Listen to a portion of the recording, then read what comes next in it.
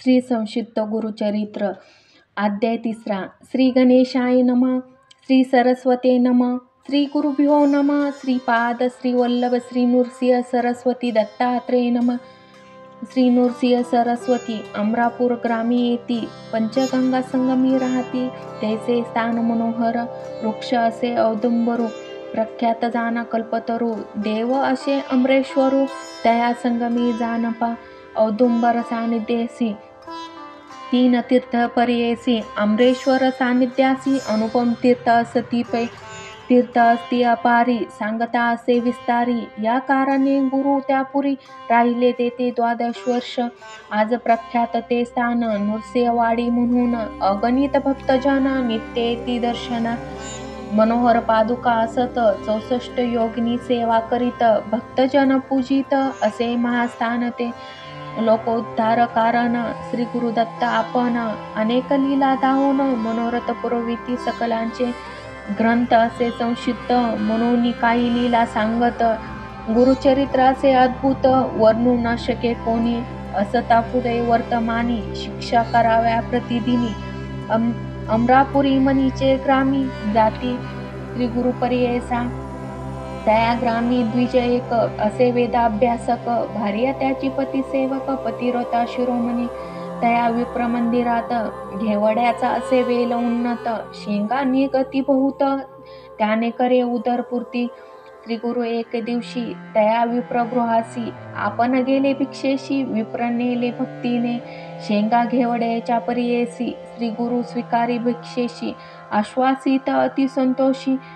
गेले तुझे सर्व दारिद्र्य घेवड्याचा मूळ. श्री गुरु छेदती तात्काळ टाकून देती मूळ. गेले आपण संगमासे ते वेलाचे मूळ जरी. जे का होते त्याच्या द्वारी टाको म्हणून द्विजवरी. खानिता झाला त्या जागी काढता त्या मुळासी. लाभला धनकुंभ तयासी अनंत झाला भाऊ असी. गेला घेऊन गृहात मने हे नवल घडले. श्री गुरु प्रसन्न झाले म्हणून वेलासी तोडिले. सदन केले अम्मासी जो का भजेन श्री गुरु ते. सर्व सुखी साधे तया ते. अखंड लक्ष्मी सदा नादे. अष्टचर्य नांदती ज्यावरी होईल गुरुकृपा. धन्य केले तया बापा कल्पवृक्षी आश्रय करिता. नवे विघ्न तया गृहा.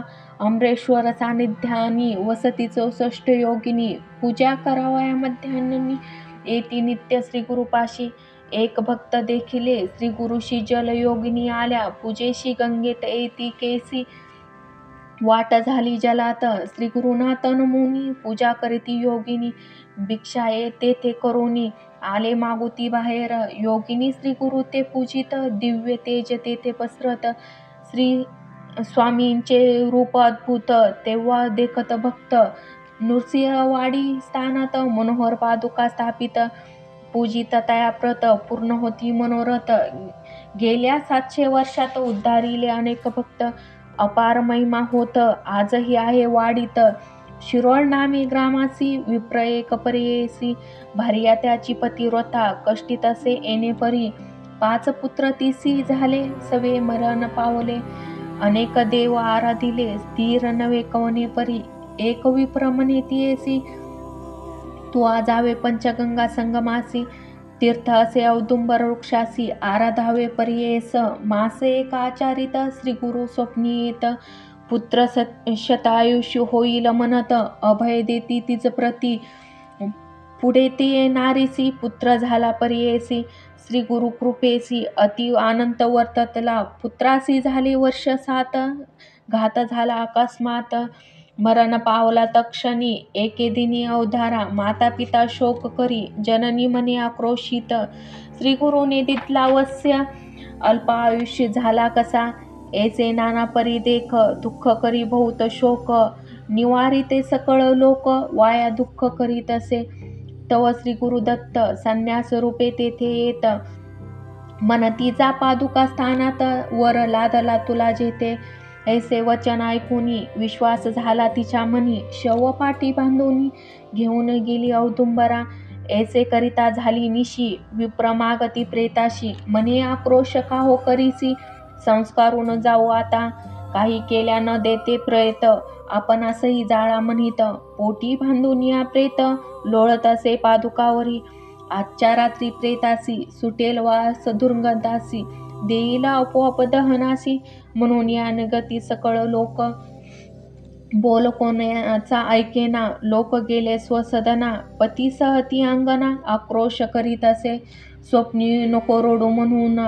श्री गुरु देती आश्वासन, पाहे जागी होऊन. पुत्र संजीवनी झालासी, जागृत करोनी पतीची. सांगे वृत्तांत तयासी, पती म्हणे ती येसी. ऐसे महात्मे श्री गुरुचे, दाम्पत्य त्या दोघे जाण.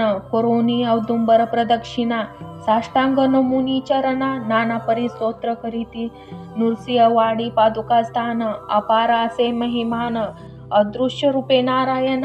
वसती तेथे सर्वदा, येथे श्री गुरुचरित्र संक्षिप्त. नाना प्राकृत कथा संमत, सदा पठेत भाविक भक्त. तृतीय अध्याय गोड, श्री गुरुदेव दत्त. यती श्री गुरुचरित्र संक्षिप्त. तृतीय अध्याय गोड, श्री गुरुदेव दत्त. अवधूत श्री चिंतन. श्री गुरुवे नमः.